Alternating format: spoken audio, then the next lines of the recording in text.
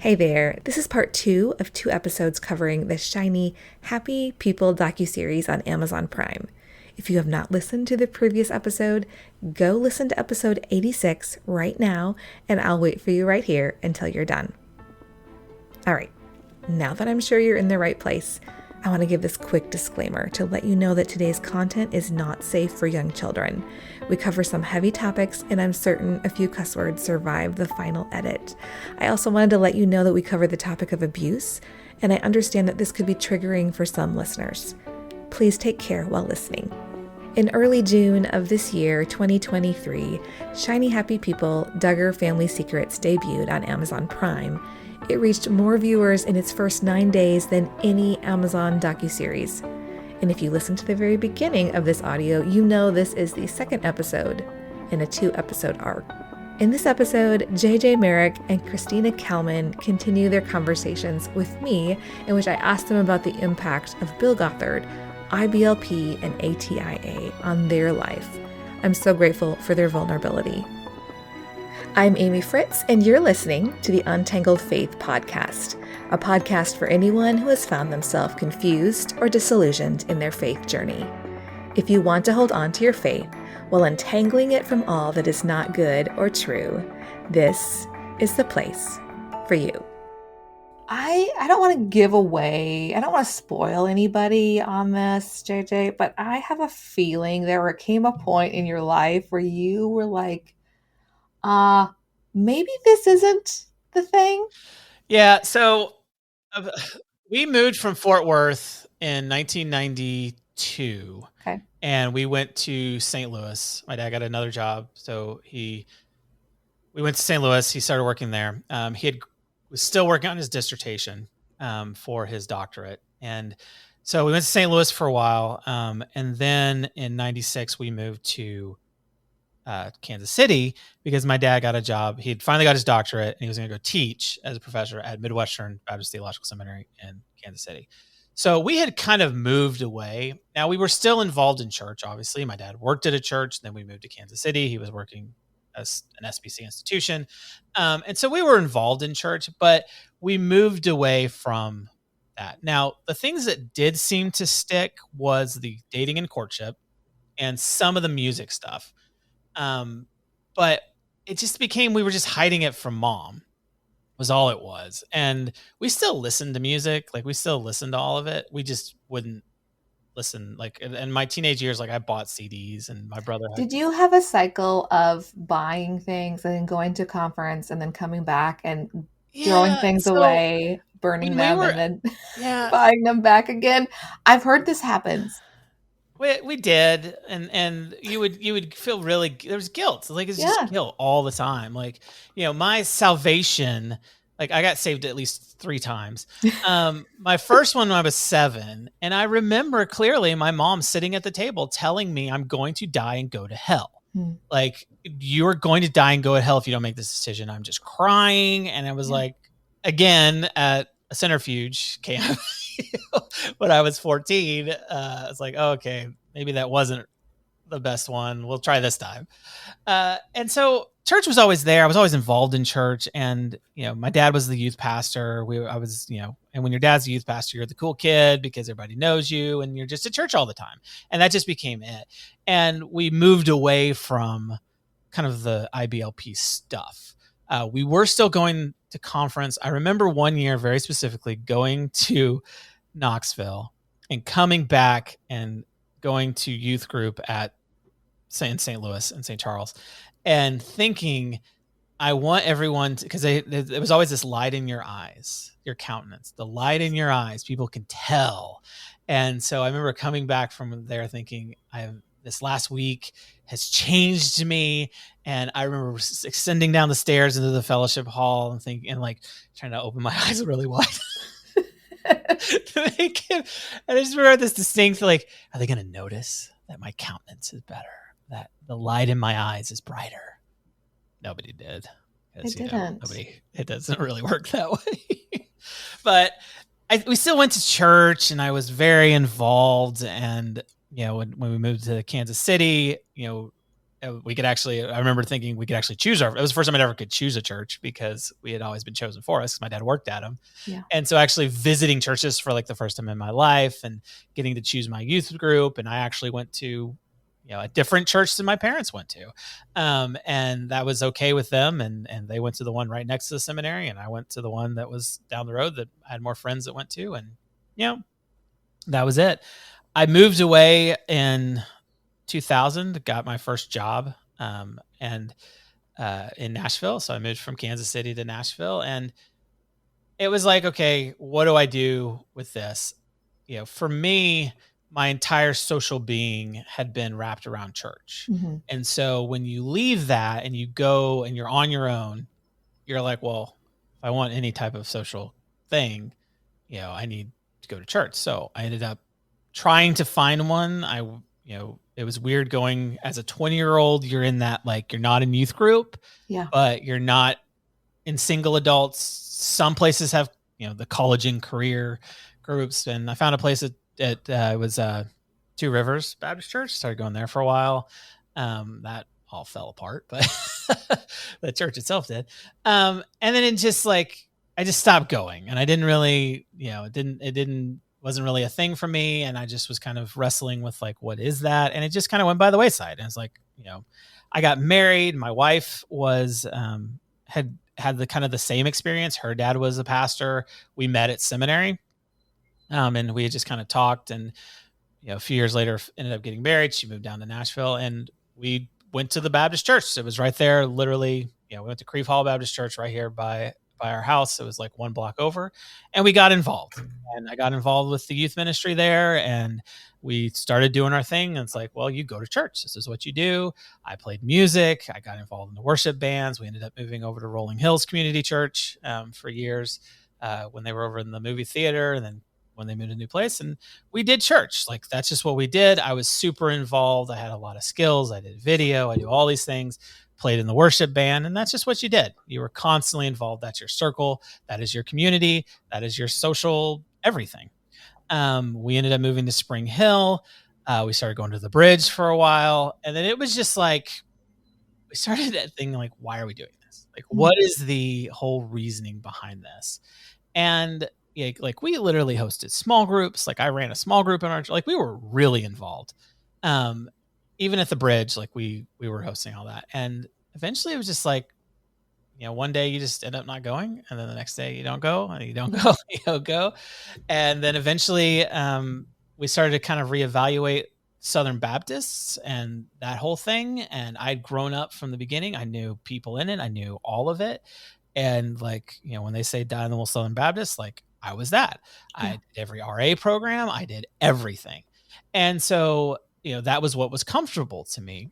And so we started to explore, and we had an old, one of our worship pastors at Rolling Hills. He had left and gone to start an Anglican community church in Franklin. And so we started looking at, like, what are other faiths? Like, what are other things out there other than Southern Baptists? And we started looking at Anglican and realized, like, this is a totally different way of looking at things. Like, I wouldn't say Anglicans are evangelicals. They're really not. And so when you take that, like, constant marketing of the evangelical, and you look and say, what does it mean to just exist and try to be good people alongside without trying to invite your friends at every element and try to go off and convert every person? What does that mean? And it became a much different thing. And I remember one of our first times we were sitting at Redeemer. We went to Redeemer for a while, and Father Thomas at Redeemer was absolutely amazing man. And he was like the one thing where we saw, okay, this could be different. And the one thing that hit me when we were sitting at Redeemer was the fact that the worship band played in a circle on stage facing each other. That it was literally their chairs are set up in a circle. There's no one up. It was not a concert. It was like, that's all they're doing. And, we started going there for a while, and then COVID hit. And then, if anyone knows the story, Father Thomas passed away in a car wreck a few years ago, and it was just devastating. And we haven't been back since. And so it's really just looking at, like, what is faith and what is necessary. it's hard for me because as an adult living in Spring Hill, Tennessee, if you don't go to church, you don't have a social circle. Like that is literally it. Those are the country clubs. Now I've found a little bit in that. I go to Burn Boot Camp and I work out. And so there is a community of people there that is very church-like in a different way. But you find that most people around here go to church specifically for that. Mm-hmm. And then and those things are, then it becomes this toxic way of the people who lead it have to continue it and keep it going. And then it just like, you have to be able to control those people and keep them. And so then that's when you just throw all this other stuff in to try to keep that. Yeah. And yeah, going back to IBLP, that's the exact same thing. They had to control them and you had to keep them going. You know, they needed them to have as many kids as possible. And I remember the weirdest thing ever. They had the reversal baby choir that they would have every year. The children that were the vasectomies and the tube tying reversals that happened. If you were a result, the babies that happened after that, babies that happened, you would then they had a choir of them. I still laugh at that because all I can think of is Michael Scott and the snip, snip, snip, snip, snip, snip. So at what point did you realize not only were they a little quirky, something was going really bad, something was really wrong, especially when it came to like all the way at the top? Yeah. I honestly don't think that happened until maybe even 10 years after. Because you got out, you went to college, you weren't, connected anymore. I mean, it's so funny because when we used to, there were a couple trips where we would go knocking on doors and hand out pamphlets. One of our experiences in a couple weeks in Indianapolis, we did that. And like we always wore, you saw the choir. That was our uniform everywhere we went in public.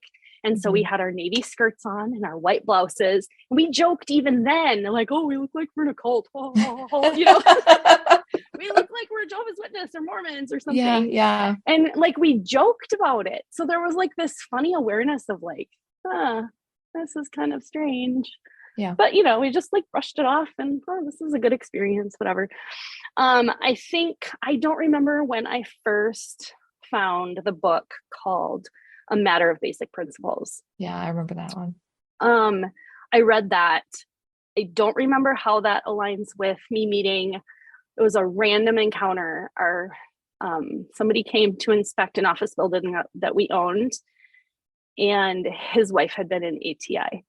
And he noticed some Christian books on my husband's bookshelf, and they started a conversation, and they realized that both of us had been in ATI, and she had experienced more of the abuses. And so I don't remember having a lot of conversation about it, but I heard enough from her that I was like, oh my goodness, this stuff is really true. This happened. The abuses at Indy, that was the first time I'd ever heard of somebody being locked in a room, forced to pray for days.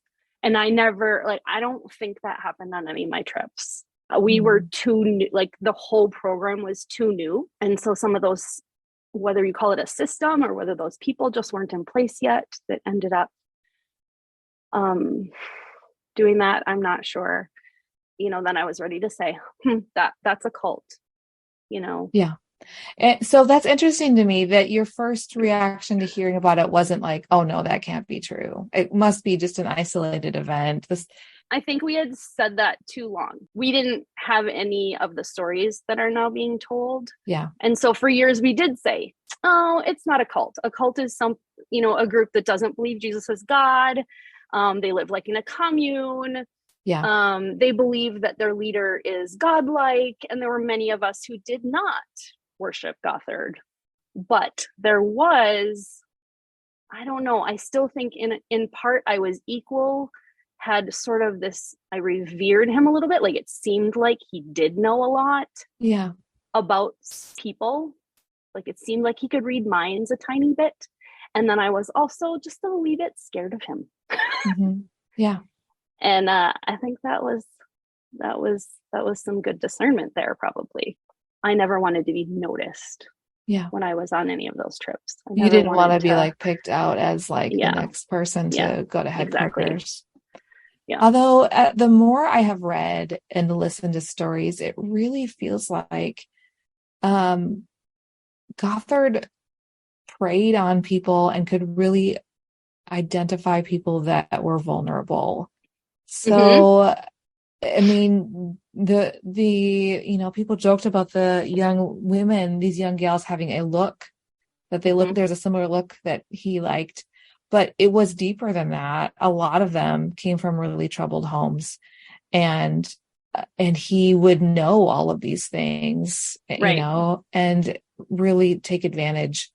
And so I wonder if, it feels terrible. I mean, it feels terrible to say that you were lucky because you came from a family that was stable. It was a safe home. It was, absolutely. But like, there were a lot of people that bought into the system because things were just so very broken in their lives. And it was like, as much as we in the evangelical world, especially in the 80s and early 90s, would say we were not into the prosperity gospel, so much of the legalism really was prosperity gospels. Like, if you do these rules, your life will be better. Maybe we won't say for sure it's a promise, but it's a pretty big guarantee. And, just hanging on to those rules. And the idea that if something bad happened, possibly it was because we weren't doing the things right, or we were doing the wrong thing. We weren't doing enough of the right thing, or we were doing the wrong thing. It wasn't ever just like some things are just really broken in the world. His teachings influenced all of our Protestant evangelical churches. I think it was especially in the US, it was a huge deal. We joke about it now, like the umbrella of authority thing. Yes. And like, it seemed to make sense, right? It looked safe. And now, my friends are like, something is really wrong with that top umbrella if it's not working. If you need like 5 umbrellas underneath it. I think those are some of the teachings that are sort of insidious, like, even though I didn't want anything to do with the ATI version, of what my young adulthood could have looked like. Yeah. Rejected that early on at the age of 19. A lot of those teachings did continue to affect me. And, I'm kind of sorting through, like, I don't think my parents taught me this. Like, it might have been in some of the curriculum, like, but this came from those conferences, and this came from, and there was a little bit of like, you'd go home and you'd hear all about courtship. And I remember coming home and being like, so Dad, you gonna find me my husband, and I don't remember the conversation, but I can just imagine, because this is very dad-like, him being like, oh, I think you can find your own husband, like, I'm imagining that's probably what he said. And there was sort of this like, like, I thought that this was like the optimal way to find a spouse. So now I'm confused because all the stories that you heard at the conferences and, in the youth portions of the conference. Yeah. I think it happens like that from time to time, where we read the books and then later on our parents like, I had no idea you read the book, and I had no idea the book even said that. And they didn't make a big deal out of it. It's just like, no, that's not how we do things. Yeah. Okay. Yeah. And I look back, like, the only thing I can do is like not put my children through it. Like I can be the chain, the brake. Like, for me, there was the rules that really stuck with us. Was the biggest one was the dating rule. And like, that is probably the one thing that I've struggled the most in my life. Was from the very beginning, you were told you had to court, you weren't allowed to date. And so there was just kind of this like underhanding thing of like, you're not going to have a boyfriend or girlfriend, any of that. If I had a boyfriend, that would have really thrown them off. But, not being able to do all that. And so you get later on in your, like, I left the house on my own, not having any idea how to do any of this. And just had no way of knowing how relationships worked, that like, just even trying as a teenager, especially back in the 90s, that's what you did. Like, things are different these days with kids, and they act differently now, which is great. But back then, like, you found a boyfriend or girlfriend, and that was the way you kind of move through it till eventually you realized you wanted to get married and you kind of knew how to date and you knew how to do those things. I had none of that. And it was like, I remember the weirdest thing of my parents, like my mom essentially like saying like, you're never, you can't date, you can't do all these things. And finally I got married, and like the first thing she's like, well, when are you gonna have babies? Like, you do realize like my entire sex education was you handing me James Dobson's tapes and said, here you go. Like I learned the birds and the bees from freaking James Dobson, which that's a whole nother thing. So like I'm sorry, lady, you don't get to be a part of this. Like, this is not something that you may get grandkids, but that's all. Like, you don't get to be a part of this. And that's probably the one thing I've struggled with my entire life. Yeah. It's been that whole thing on like how to date, what to do. And still affects me to this day, 43 years later. So, do you have a relationship with your parents, and are you able to talk about any of this stuff? So my mom passed away back in 2016. And she got really bad. They moved to Kentucky. So my dad left Midwestern, was fired, essentially given a 1-year contract. So go from 10-year to 1 year, you know how that works. And ended up unemployed in Kansas City. And the only thing he knew how to do was manage restaurants, because that's what he did in the early 70s. So he literally managed the A&W / Long John Silver's 5 blocks up the road from the seminary. And bless his heart, he has his PhD doing that because he needed to feed his family that was still living at home. He did what he had to and finally was able to get a position in Kentucky at Clear Creek Bible Baptist College, which was absolutely over the moon that some former former seminary professor would come to them. And he's now semi-retired from there, still lives there, loves it, has been there 20 some odd years. Perfect for him. They moved to Kentucky. My mom ends up in a, like her just decline was pretty bad. Ended up in 2008 in a nursing home. And then she had trachs, so she was in respiratory care, and finally passed away in 2016. My relationship with my mom was never good. And so we realized what she had done to us, and the way that she was, at that point I had realized that we were gypped our childhoods because of the fact that they weren't willing to ask for help. And thankfully there's 3 older kids, because so there's my older brother and me, and then my brother's 18 months younger than I am. So there's basically 2 splits, and then my sister and then the 2 boys. My sister and the 2 boys, they went to school and they ended up going to things. They went to college. They once they moved to Kentucky, they had played soccer, so they ended up kicking footballs. One went to the county high school, which was a 5A school, and then one went to the 1A school in town and played in the band and kicked. Both of them ended up football scholarships. One went to Western Kentucky on a full ride, and the other one went to Cumberland, and then ended up as an attorney. Now he's a DA back home, married a hometown girl in Kentucky, loves his life there. Went from being he's now prosecuting. He switched sides, so he was a public defender, PD. Sure, yeah. And so he got to go and do all that. So I'm ecstatic for them, but realized that it wasn't until they moved to Kentucky, and Kentucky had a lot more social services available to them, and had help that would come in, and they allowed them to go to school and allowed them to do that. We didn't get that.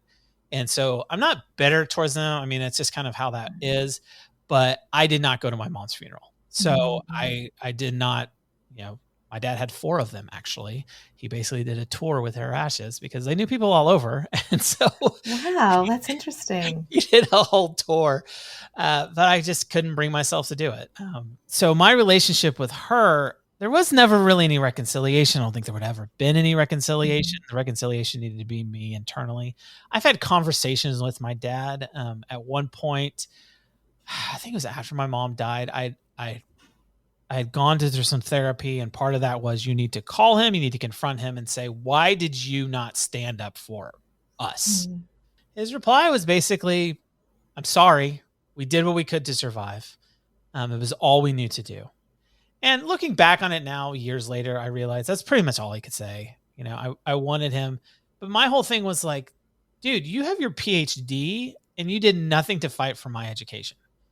And, like, I am where I am today because I learned it, I self-taught, but like as a programmer, I have problems because I didn't get algebra. Like I didn't have the math.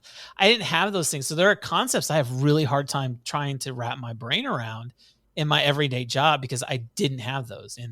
And it comes really easy to people that, at least had basic math in high school. And I didn't even have that. Like my kids do stuff now. Like my 12-year-old's in algebra 2 and can do things I don't even dream. Like I have no idea how to do. So I did confront my dad at some point, and it was like, I'm really sorry. I understand, but that was all we could do at the time. We were just trying to survive. Like, there was a lot of things that were not modeled for me that I have to work through. Now for a quick break. Not long ago, I made a decision that changed my life and my relationships. I started going to counseling, and I'm so glad I did. If you've been considering getting started with counseling, Faithful Counseling makes it so easy to get started. I know you don't like talking on the phone, so it's good news that you can start the process without even picking up the phone to talk to someone. The Untangled Faith podcast is brought to you by my listeners who support me on Patreon. It is also brought to you by Faithful Counseling. Faithful Counseling is a Christian counseling service with more than 3,000 licensed therapists across all 50 states, with access by video or phone sessions or chat or text. There are therapists with expertise in trauma, depression, family conflicts, and more. You can ask for a new counselor at any time, and financial aid is available for those who qualify. Untangled Faith podcast listeners get 10% off their first month from our sponsor, Faithful Counseling. Go to faithfulcounseling.com/untangled. Fill out a questionnaire and you'll be matched with a counselor. That's faithfulcounseling.com/untangled. Now back to the show. How did all this inform your parenting? Because you cannot go into parenting without thinking about how you were parented. I mean, in some ways, I think I'm still sorting through that. I think what happened is I felt like a failure a lot of the time. My kids were active. They weren't like naughty kids, but they weren't the types to sit around and read books for an hour or two. Or color even in a high chair for an hour. Like I've had siblings that have kids that do that. And I'm like, what kind of child is that? I did not get one of those. You must not have read the right book and done the right things, Christina. Right, exactly. Obviously, I did not read the Pearls book, and my kids did not sit quietly in a row. And so I think I probably struggled with, mostly I just felt guilt, I think. Like, I just can't do this. I can't do this good enough, I mean, and I was a stay-at-home mom. I had all the time in the world, to have my kids at home and to cook good meals and to keep the house clean. And it was still very much overwhelming because of my own expectations for myself and what I had seen modeled probably within HA, like this whole, stair step of all these kids sitting in a row quietly. How come I can't produce that? Well, thank God I wasn't abusing them. That's why. Yeah. And one of the really sad things is some of them were being abused. I don't know. It was just a progression of realizing that my expectations were flawed. Yeah. And I think there's something about having 3 kids that just puts you over the edge and you give up a little bit. Yeah. And you're like, oh, okay. So what's second best? Yeah. And I remember when you made the decision to no longer be homeschooling everybody. And you said your mom was really encouraging to you. Like she didn't shame you for that decision. Like she said it was going to be okay. I definitely wanted to talk about that. I know, because homeschooling was, oh my goodness, it was a big deal. And especially in HA, it just felt like it was the only option. Like you're throwing your children to the wolves if you send them government to public school. Yeah. Yes, they're going to be brainwashed and all the things. And we got to a point that, I needed to work. I needed to make money. And also my kids had gotten old enough. Once I had a third that was in school, I realized I can't keep up, and I want my kids to have a good education. And so, a bunch of things kind of came together, and we sent them to a charter school, actually.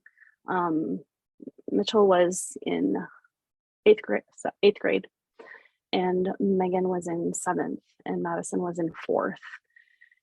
And they all rode the same bus together. It was an excellent choice for that year to be in a smaller school. They weren't so overwhelmed being dumped into, all different schools, all different. That would have been overwhelming for me as well. So that was a really good choice. And it was good. And I did talk to my mom about it. And I was very scared. I was very fearful. I had never gone to public school. My husband had. But like, it felt like a system that I didn't understand how it worked. And so I wasn't sure if I was going to be able to guide my kids through their experience there. So there's a lot of insecurity on my end. And then I did fear some judgment. I have 3 sisters. Obviously, we all were homeschooled. And I have the oldest kids. My twin sister has kids 10 years younger. And then my younger sisters still have very small children now. And I talked to my mom about it. And she said, Christina, our hope is in Jesus.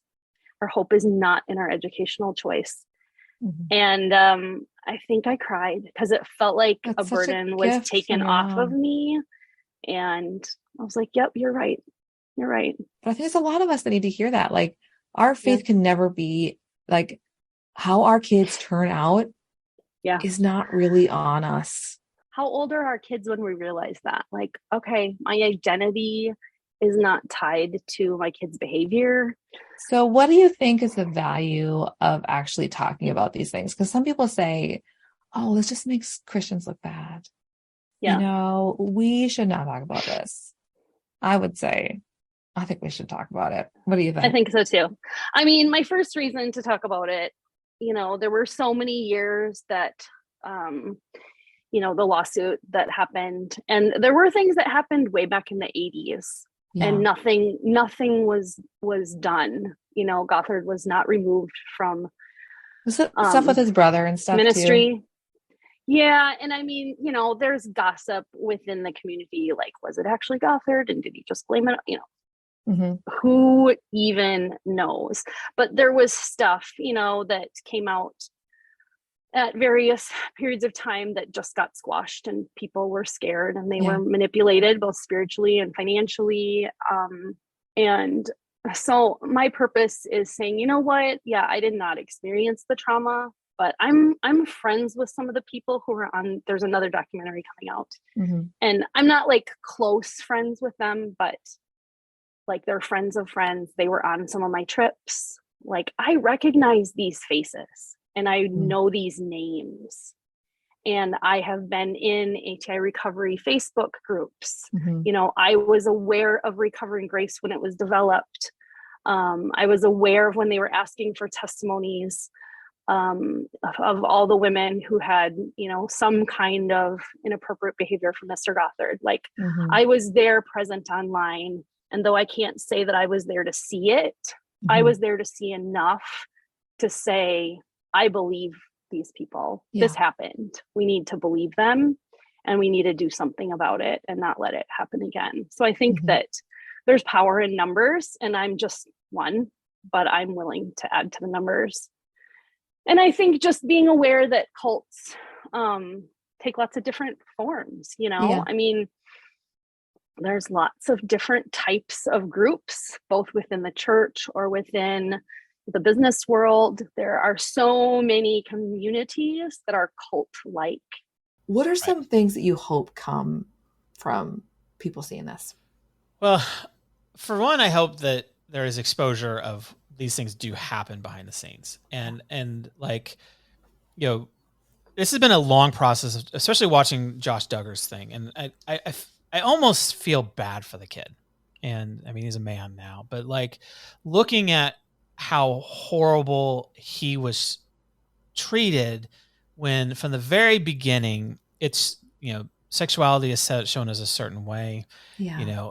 He then goes and does a thing that probably, there was stuff that led up to that. There was things that happened up to that. But then after that, literally being told, okay, you're just going to go and we're going to ship you off. You're going to do manual labor and this should fix you. No therapy, no processing of it. Yeah. But it was the hiddenness and the unopenness of what it is that caused him to have that they don't want to ever discuss. And then when something comes up, it's got to be hidden immediately because this is going to look bad on the family. What can we do to get this put away? And they thought, okay, well, that's all it needs to do.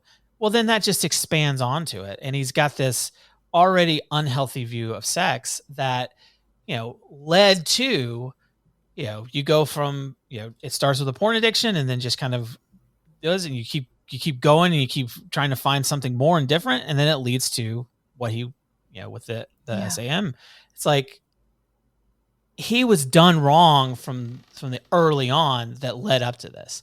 Now, sure, he should very well known that this is something he shouldn't have been doing, but that whole culture creates that. Yeah. And so, it's that hiddenness of it. Looking back now and looking and seeing here's Bill Gothard, an unmarried, childless man, basically telling all these people to have as many children as possible. And here's how you should live your married life. Yeah. And nobody questioned it. It was, and I remember thinking it a few times, but it was always like, well, he's just like Paul. Or Jesus. Yeah. Jesus. True. Yeah. Exactly. Yeah. What's funny is I don't even think about Jesus in all of this because I feel like Jesus is looking at going, y'all are a bunch of sons of bitches. So that's a quote. It really, it's almost like, I almost want to separate Jesus because I feel like he's just kind of doing this the whole time with his head in his hand. Like, what are you thinking? I think the trying to hide the broken thing is what makes things even worse. And hiding was it. Because it was like, if you have a child who is, quote, doing anything out of the ordinary, that is rebellion, and rebellion to them is literally listening to Amy Grant. And it's shame. You get shamed over it. The parents are shamed. The kids are shamed. You're doing something wrong. And they talked about the blanket therapy or blanket training. Yeah. That was something that was very, very prominent.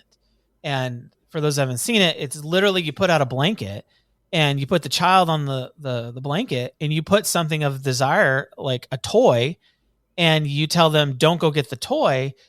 The child goes after the toy. You then spank the child. Yeah. And you basically break them down. I don't even do that for my dog. Over and over again. That we don't even use negative reinforcement with our dog. We do a thing where we do a mat, but he has to choose to go back and forth, and that's how you do it. But breaking the children, but literally that's it from the beginning. Break them down, make it where they realize that everything comes from above and that you are in control of nothing. And it just moves on. Mm-hmm. Women are not in control of their sexuality. They are not in control of their purity. That comes from the father all the way up till you're married. You're then handed over to your husband. You're literally not in control of your life at all. And so from that point, then, if anything happens outside of that, the hiding has to happen because it breaks the shiny, happy faces, the countenance, any of that, and I remember there was a couple years back where they had talked about abuse and it was the most grossest thing ever, but it was about how God uses abuse. I've seen some of that. I think that it's maybe there's, but the idea being is that it happened to you for a reason. That God allowed it to happen. And it's no, I can, as a human, take this and make it my thing because it happened to me, but you're not allowed to tell me that these things just happen for a reason. Yeah. But it's the only way that they can explain bad things happening. Tell me why it's good for our faith communities to actually talk about the hard things and the real ugly, broken things. Why should we I hear this argument that says you are making the church look bad if you talk about abuse that's happening. No. Tell me God, no. Terrible argument. I mean, the church doesn't need to look bad. I mean, it does it's on its own, but the idea of we have to be open and honest, and we have to know that these things exist. I worked in youth ministry. I left. There was time before I moved into computers. There was about a 2-year period. I went to Montana for a couple of months, out the day that I graduated, and worked at a church there for a summer, and then came back and then worked at a church in Kansas City. And I worked under a guy who is currently in prison in Virginia. And he was a youth pastor, and he ended up messing around with a couple of his kids and ended up in jail. And, he was on, I remember eagerly getting the SBC's list or whatever. Here we go. Find old Jack down there, but he's sitting in prison in Virginia. So I've lived that. And what's interesting to me was they, in my interview process, I was like a 18-year-old kid. And I remember sitting at that table with the search committee or whoever it was, and them asking me, like, what do I do, about all these things, like to keep myself, secure because I'm young and all that. And, my dad had taught me, hey, don't be in the room with anyone. There's things you need to do. And he was smart. Don't give them rides by yourself. Don't do any of those types of things. Like, accusations can happen, but you just need to keep it clear and above. Okay, fine. That's great. And they're asking me when the real problem was the actual senior youth pastor who would later go on to do these things. Yeah. But nobody talks about that and trying to keep that up. And it's like, you can't have some of these people around teenagers doing these types of things without having a very open, honest conversation about it. Yeah. It's like, and this happens everywhere, like gymnastics. It's a problem. I'm a swim official, and part of what we do is there's a safe swim program because, you have coaches hanging around kids in swimsuits and things, like things just happen. And so, having these conversations and making sure that there's things in place and that we make sure that safety is there is big. And we need to do that.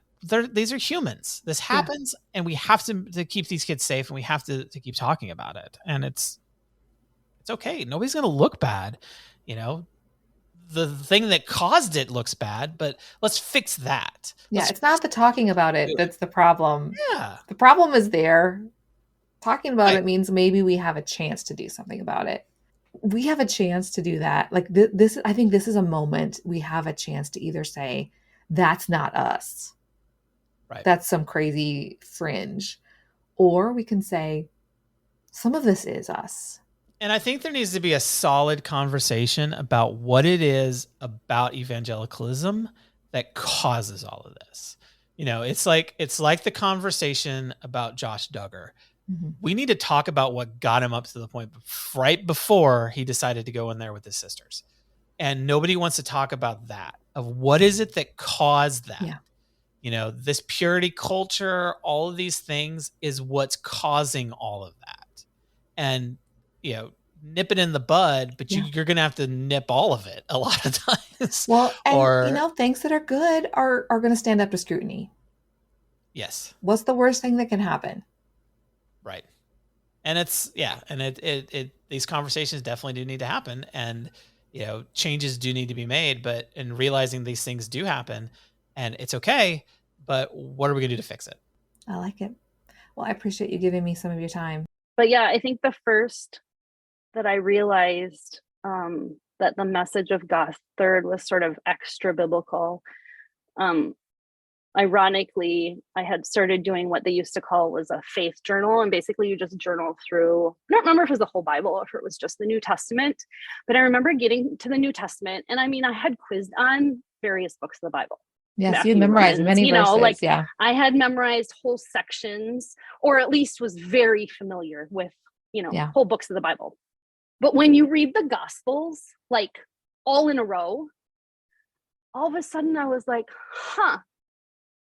the rule keepers Jesus was mad at. Yeah. And he was having dinner with all the people that Gothard is saying that we should run away from, and these people will drag you down. And I was like, wow, I am a Pharisee. Mm-hmm. I came to that realization that this is not biblical. This is extra biblical. There are no keys to success. There is no special knowledge. Let's get back to Jesus. I mean, I remember I think I don't even know what circles, but I remember when I was still kind of sorting through some of the Gothard teaching, and when Jesus would be preached, like the simple gospel, I had this angst in me, like it's not enough. Mm-hmm. Like that came from ATI. Mm-hmm. That there's this other information that's extra, that's better, that'll give you an even better life. And if Jesus is made smaller, that's never a good thing. Oh, that's good. Yeah. And so I was, that was kind of a light bulb moment for me to realize Jesus is not enough in this teaching, and he is enough. He is absolutely enough. I think the church that we went to, we helped start it in Norwood, and that pastor, he just took everything back to the simple gospel of God loves you, love God, love people, and those are the building blocks. And if you don't think that those are enough, then that's going to lead you down a really ugly path. And I think that season was very healing for me. It just brought me back to a simple gospel. And I can't imagine, knowing where my life went. I can't imagine trying to hold on to some of the legalistic beliefs, even about divorce and some of those things. Because obviously, my history and my family imploded. I had better teaching, and I could say, this is not my fault. Yeah. And also I lived in a community that had changed, that supported me, and I was not ostracized. I can't imagine that having happened, even 10, 15 years prior. Yeah. I would have been in a completely different place, I think. It's just so crazy. This random part of my life that ended up on Amazon, and everybody's talking about it. I know this is hard to believe after 2 episodes, but I actually have more audio from our conversation. I share that with my Patreon community, so make sure you go to patreon.com/untangledfaith to check that out. I want to express my gratitude one more time to JJ Merrick and Christina Kalman. They shared vulnerably about something that deeply impacts them. As always, my hope is that you listen to these episodes and that this starts conversations you have with your friends in real life. So send this episode to your friends and continue this conversation. And if you're new around here, make sure you check out the show notes. I have linked episodes I think you'll be interested in checking out, including the series I recorded about our family's experience with my husband working for and ultimately leaving Ramsey Solutions, the company owned by Dave Ramsey. You can find those links on your podcast app or by going to untangledfaithpodcast.com and clicking on episodes. If you're on social media, I'd love to keep this conversation going over on Twitter or Instagram or through the Facebook page. I'm Untangled Faith on Instagram and Facebook, and I'm Faith Untangled on Twitter. The Untangled Faith podcast is hosted and edited by me, Amy Fritz. This podcast is made possible by the support of my Patreon community. A special thanks to producers Michelle Pionic, Phil and Susan Perdue, Pam Forsyth, and Shelley Taylor. Thanks so much for listening. I am actually planning on taking a brief break, so you will not see me around here, but I will be continuing to share bonus material with my patrons. So I probably won't see you next week, but I will see you soon.